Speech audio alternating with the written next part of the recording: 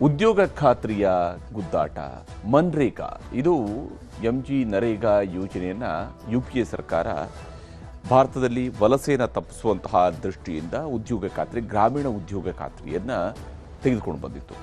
National rural employment guarantee scheme ಅಂಥೇಳಿ ಅದನ್ನು ತಂದಿತ್ತು. ಈಗ ಅದನ್ನು ಹೊಸ ಸ್ವರೂಪದಲ್ಲಿ ವಿಕಸಿತ್ ಭಾರತ್ ದೃಷ್ಟಿಯಿಂದ ಗ್ರಾಮೀಣ್ ಅಂಥೇಳಿ ರೂಪಿಸೋದಕ್ಕೆ ಹೊರಟಿದೆ ಮೋದಿ ಸರ್ಕಾರ. ಹೇಗೆ, ಯಾವ ಸ್ವರೂಪದಲ್ಲಿ ಅನ್ನೋದು ನಿಮಗೆ ವಿವರಿಸ್ತೀನಿ. ಮನ್ರೇಗಾಗೆ ಗೇಟ್ ಪಾಸನ್ನು ಕೊಟ್ಟು ಮನ್ರೇಗಾ ಬದಲಿಗೆ ಕೇಂದ್ರ ಸರ್ಕಾರ ಮತ್ತೊಂದು ಯೋಜನೆಯ ಮರುನಾಮಕರಣಕ್ಕೆ ಈಗ ಮುಹೂರ್ತವನ್ನು ಫಿಕ್ಸ್ ಮಾಡಿದೆ. ಇಲ್ಲಿ ಮನ್ರೇಗಾ ಯೋಜನೆ ಇರೋದಿಲ್ಲ, ಅದರ ಬದಲಿಗೆ ಮಹಾತ್ಮ ಗಾಂಧಿ ರಾಷ್ಟ್ರೀಯ ಗ್ರಾಮೀಣ ಉದ್ಯೋಗ ಖಾತ್ರಿ ಕಾಯ್ದೆಯನ್ನು ರದ್ದುಗೊಳಿಸುವಂತಹ ಸಾಧ್ಯತೆ ಗೋಚರಿಸ್ತಾ ಇದೆ. ಅದಕ್ಕೆ ಸಂಬಂಧಪಟ್ಟಂತಹ ಒಂದು ಮಸೂದೆ ರೆಡಿ ಆಗ್ತಾ ಇದೆ. ಹೊಸ ಕಾನೂನು ಮೂಲಕ ಮನ್ರೇಗಾ ಹೆಸರು ಸ್ವರೂಪ ಬದಲಿಸೋದಕ್ಕೆ ಕೇಂದ್ರ ಸರ್ಕಾರ ಮುಂದಾಗಿದೆ ಅನ್ನುವಂಥದ್ದು ಸದ್ಯಕ್ಕೆ ಇರುವಂತಹ ವಿಚಾರ. ಬಹಳ ಮುಖ್ಯವಾಗಿ ವಿಕಸಿತ ಭಾರತ ಗ್ಯಾರಂಟಿ ಫಾರ್ ರೋಜ್ಗಾರ್ ಮತ್ತು ಆಜೀವಿಕಾ ಮಿಷನ್ ಗ್ರಾಮೀಣ್ ಅಂತೇಳಿ ಬ್ರ್ಯಾಕೆಟ್ಲಿರುತ್ತೆ ಹೊಸ ಕಾನೂನು. ಅಂದರೆ VBG-RAM-G ಅನ್ನುವಂಥದ್ದು ಈ ಹೊಸ ಕಾಯ್ದೆಯ ಹೆಸರಾಗಿರುತ್ತೆ, ಹೊಸ ಕಾನೂನಿನ ಹೆಸರಾಗಿರುತ್ತೆ. ಲೋಕಸಭೆಯಲ್ಲಿ ಮಂಡನೆಯನ್ನು ಮಾಡಿ ಚರ್ಚೆಗೆ ಅವಕಾಶ ನೀಡೋದಕ್ಕೆ ಕೇಂದ್ರ ಸರ್ಕಾರ ತಯಾರಿಯನ್ನು ಮಾಡಿಕೊಳ್ತಾ ಇದೆ. ಹೊಸ ಮಸೂದೆಯನ್ನು ಲೋಕಸಭೆಯಲ್ಲಿ ಮಂಡಿಸಿ ನಂತರ ಚರ್ಚೆಗೆ ಅವಕಾಶ ಕೊಡಬೇಕು ಅನ್ನುವಂಥ ತಯಾರಿಯನ್ನು ಈಗ ಕೇಂದ್ರ ಸರ್ಕಾರ ಮಾಡ್ತಾ ಇದೆ. ಬಹಳ ಮುಖ್ಯವಾಗಿ ಈ ಯೋಜನೆಯ ಮೂಲಕವಾಗಿ ಮರುನಾಮಕರಣ ಬದಲಾವಣೆ ಸ್ವರೂಪಗಳ ಚರ್ಚೆಗೆ ಸದನ ಸಮಿತಿಯನ್ನು ನೇಮಿಸುವಂತಹ ಸಾಧ್ಯತೆಯೂ ಇದೆ. ನಂತರ ಅದರ ರೆಕಮೆಂಡೇಶನ್ ಆಧಾರದ ಮೇಲೆ ಮುಂದೆ ಮನ್ರೇಗಾವನ್ನು ಹಾಗೆ ಉಳಿಸ್ಕೊಳ್ಬೇಕಾ ಅಥವಾ ಅದನ್ನು ಬದಲಿಸಬೇಕಾ, ಯಾವ ಸ್ವರೂಪದಲ್ಲಿ ಬದಲಿಸಬೇಕು ಅನ್ನುವಂತಹ ನಿಟ್ಟಿನಲ್ಲಿ ತೀರ್ಮಾನವನ್ನು ಕೈಗೊಳ್ಳಬಹುದು. ವಿಶೇಷವಾಗಿ ಈ ಒಂದು ಯೋಜನೆಯ ವಿಚಾರಕ್ಕೆ ಸಂಬಂಧಪಟ್ಟಂತೆ ಬಹಳಷ್ಟು ಅಂಶಗಳನ್ನು ಮನ್ರೇಗಾದಲ್ಲಿರ್ತಕ್ಕಂತಹ ಏನು ಉದ್ಯೋಗ ಖಾತ್ರಿ ಏನಿತ್ತು ಅದರಲ್ಲಿ ಬಹಳಷ್ಟು ಬದಲಾವಣೆಗಳನ್ನು ತರೋದಕ್ಕೆ ಮೋದಿ ಸರ್ಕಾರ ಮುಂದಾಗ್ತಾ ಇದೆ. ಮನ್ರೇಗಾದಲ್ಲಿ ಏನೆಲ್ಲ ಬದಲಾವಣೆ ಆಗುತ್ತೆ ಅಂತ ಹೇಳುವಂತ ನೋಡ್ತಾ ಹೋದರೆ ಮೊದಲನೇದಾಗಿ ಹೆಸರಿನಲ್ಲೂ ಕೂಡ ಬದಲಾವಣೆ ಆಗುತ್ತೆ. MG ನರೇಗಾ ಅಂತೇಳಿ ಇದ್ದಂಥದ್ದು ಅದರ ಬದಲಿಗೆ ಇನ್ನು ಮುಂದೆ VBG-RAM-G ಅಂತ ಅದನ್ನು ಮರುನಾಮಕರಣ ಮಾಡಲಾಗುತ್ತೆ. ಅದನ್ನು VB-GRAM-G ಅಂತ ಕೂಡ ಕರೀಬಹುದು. ಆ ಸ್ವರೂಪದಲ್ಲಿ ಸದ್ಯಕ್ಕೆ ಈ ಮರುನಾಮಕರಣದ ಪ್ರಕ್ರಿಯೆ ನಡೆಯುತ್ತೆ.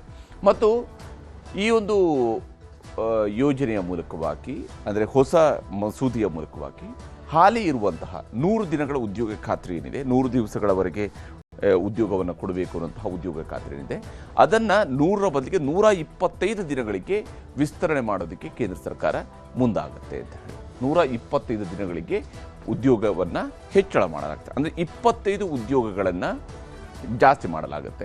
ಹಾಗೆಯೇ ಇಲ್ಲಿ ರಾಜ್ಯ ಸರ್ಕಾರಗಳಿಗೂ ಕೂಡ ಜವಾಬ್ದಾರಿ ಹಂಚಿಕೆ ಆಗುತ್ತೆ, ಪಾತ್ರ ಮಹತ್ವದ್ದಾಗುತ್ತೆ. ಮತ್ತು ಇದರಲ್ಲಿ ಹಣಕಾಸಿನ ನಿರ್ವಹಣೆಯ ವಿಚಾರದಲ್ಲೂ ಕೂಡ ಯೋಜನೆ 60% ಅನುದಾನ ಕೇಂದ್ರ ಸರ್ಕಾರ ಕೊಟ್ಟರೆ 40% ಅನುದಾನ ರಾಜ್ಯದ್ದಾಗಿರುತ್ತೆ. ರಾಜ್ಯದ ಜವಾಬ್ದಾರಿ ಇದರಿಂದಾಗಿ ಜಾಸ್ತಿ ಆಗುತ್ತೆ ಅಂತ ಹೇಳಿ. ಮತ್ತು ಕೂಲಿ ಸಾಮಗ್ರಿ ಹಣವನ್ನು ರಾಜ್ಯ ಸರ್ಕಾರಗಳು ಭರಿಸಬೇಕಾಗತ್ತೆ ಅನ್ನುವಂಥದ್ದು ಕೂಡ ಇಲ್ಲಿ ಮಹತ್ವದ ಬದಲಾವಣೆಗಳು ಆಗಿರ್ತವೆ. ಹಾಗೆಯೇ ಉದ್ಯೋಗ ಮಾಡಿದ 15 ದಿವಸಗಳಲ್ಲಿ ಕೂಲಿ ಹಣ ಕೊಡದೇ ಇದ್ದರೆ ನಿರುದ್ಯೋಗ ಭತ್ಯೆಯನ್ನು ಕೊಡಬೇಕಾಗತ್ತೆ. ಅಂದರೆ ಅವರಿಗೆ ಟೈಮ್ ಫ್ರೇಮ್ ಒಳಗಡೆ ಹಣ ಕ್ರೆಡಿಟ್ ಆಗಬೇಕು ಅನ್ನೋಂಥದ್ದು ಇದರಲ್ಲಿರುವಂತಹ ಬಹಳ ಮುಖ್ಯವಾದಂಥ ಒಂದು ಬದಲಾವಣೆ. ಇಲ್ಲಿ ಕಾಂಗ್ರೆಸ್ ಆರೋಪವನ್ನು ಮಾಡ್ತಾ ಇದೆ, ದೇಶದ ಅಸ್ಮಿತೆಗೆ ಧಕ್ಕೆ ತರುವ ಹುನ್ನಾರ ಇದು ಅಂತ ಹೇಳಿ ಕಾಂಗ್ರೆಸ್ ಆರೋಪವನ್ನು ಮಾಡ್ತಾ ಇದೆ. ಮಹಾತ್ಮ ಗಾಂಧಿ ಹೆಸರು ತೆಗೆದು ರಾಷ್ಟ್ರಪಿತನಿಗೆ ಅವಮಾನ ಮಾಡೋದಕ್ಕೆ ಹೊರಟಿದ್ದಾರೆ ಅನ್ನುವಂತಹ ಆಕ್ರೋಶ ವ್ಯಕ್ತಪಡಿಸ್ತಾ ಇದ್ದಾರೆ. ಜೊತೆಗೆ ಗ್ರಾಮೀಣ ಭಾರತದಿಂದ ಗಾಂಧಿ ತತ್ವಗಳನ್ನೇ ಅಳಿಸುವ ಹುನ್ನಾರ ಇದು ಅನ್ನುವಂಥದ್ದು ಪ್ರತಿಪಕ್ಷ ಕಾಂಗ್ರೆಸ್ನ ಆರೋಪ. ಕಾಂಗ್ರೆಸ್ ಕ್ರೆಡಿಟನ್ನು ಹೈಜಾಕ್ ಮಾಡುವಂತಹ ಪ್ರಯತ್ನವನ್ನು BJP ಸರ್ಕಾರ ಮಾಡ್ತಾ ಇದೆ ಅನ್ನುವಂಥ ಆಪಾದನೆಯನ್ನು ಮಾಡ್ತಾ ಇದ್ದಾರೆ. ಮನಮೋಹನ್ ಸಿಂಗ್ ಈ ಯೋಜನೆಯನ್ನು ತಂದಾಗ ಅದನ್ನು ಟೀಕಿಸಿದಂತಹ ಪ್ರಧಾನಿ ನರೇಂದ್ರ ಮೋದಿ ಅವರಿಂದಲೇ ಈಗ ಕ್ರೆಡಿಟ್ಗೆ ಪ್ರಯತ್ನ ಸಾಗ್ತಾ ಇದೆ ಅನ್ನುವಂಥದ್ದು ಕಾಂಗ್ರೆಸ್ನವರು ಮಾಡ್ತಾ ಇರುವಂತಹ ಆರೋಪ. ಅನುದಾನ ಕಡಿತ, ಕೂಲಿ ತಡವಾಗಿ ಪಾವತಿ, ಬಾಕಿ ಹಣ ಜಮೆ ಇಂತಹ ಸಮಸ್ಯೆಗಳನ್ನು ಮರೆಮಾಚುವ ಯತ್ನವನ್ನು ಈ ಹೊಸ ಕಾಯ್ದೆಯ ಮೂಲಕವಾಗಿ ಮಾಡ್ತಾ ಇದ್ದಾರೆ ಅಂತೇಳಿ ಕಾಂಗ್ರೆಸ್ನವರು ಆರೋಪಿಸ್ತಾ ಇದ್ದಾರೆ. ಅನಗತ್ಯ ವೆಚ್ಚ ಮತ್ತು ಗೊಂದಲಗಳನ್ನು ಸೃಷ್ಟಿ ಮಾಡುವಂಥದ್ದು ಇಲ್ಲಿ ಆಗುತ್ತೆ ಅಂತ ಹೇಳಿ. ಈ ಅನಗತ್ಯ ವೆಚ್ಚದ ವಿಚಾರಕ್ಕೆ ಸಂಬಂಧಪಟ್ಟಂತೆ ದಾಖಲೆ, ಕಚೇರಿ, ಬೋರ್ಡ್ಗಳ ಬದಲಾವಣೆಗೆ ಇದೆಲ್ಲವೂ ಕೂಡ ಮಾಡಬೇಕಾಗುತ್ತೆ. ಆಲ್ರೆಡಿ MG ನರೇಗಾ ಅಂತ ಇರೋದನ್ನು ಬದಲಿಸಬೇಕಾಗುತ್ತೆ. ಈ ಕಾರಣಕ್ಕಾಗಿ ಅದೆಲ್ಲವೂ ಕೂಡ ದುಂದು ವೆಚ್ಚ ಆಗುತ್ತೆ ಅಂತ ಹೇಳಿ ಕಾಂಗ್ರೆಸ್ನವರು ಆರೋಪಿಸ್ತಾ ಇದ್ದಾರೆ. ರಾಜ್ಯಗಳ ಹೊಣೆಗಾರಿಕೆ ಹೆಚ್ಚಿಸಿ ಆರ್ಥಿಕ ಹೊರೆಯನ್ನು ಹೆಚ್ಚಿಸುವಂಥದ್ದು ಇವರ ಉದ್ದೇಶ ಅಂತ ಹೇಳಿ ಟೀಕಾ ಪ್ರಹಾರವನ್ನ ಕಾಂಗ್ರೆಸ್ ನಾಯಕರುಗಳು ಮಾಡ್ತಾ ಇದ್ದಾರೆ. ಈ ವಿಚಾರಕ್ಕೆ ಸಂಬಂಧಪಟ್ಟಂತೆ ಪ್ರಿಯಾಂಕಾ ಗಾಂಧಿ ಮಾತನಾಡಿದರೆ ತೋರಿಸ್ತಾರೆ. कितने ऑफिस हैं, कितनी स्टेशनरी है, कितनी उसके एलिमेंट्स हैं जिसमें खर्चा होता है, तो इसका फायदा क्या है, किस लिए किया जा रहा है, महात्मा गांधी जी का नाम क्यों हटा रहे हैं? महात्मा गांधी जी तो इस देश के मतलब सबसे बड़े नेता इतिहास में, दुनिया में, विश्व में माने जाते हैं, तो उनका नाम हटाने के लिए मुझे पता नहीं, मुझे समझ में ही नहीं आ रहा कि मकसद क्या है, इनकी मंशा क्या है. सदन चल नहीं रहा है, फालतू में हम डिस्कशन भी कर रहे हैं तो पता नहीं कैसी कैसी चीजों पे कर रहे हैं, जो असली समस्याएं हैं उन पे कर नहीं रहे हैं.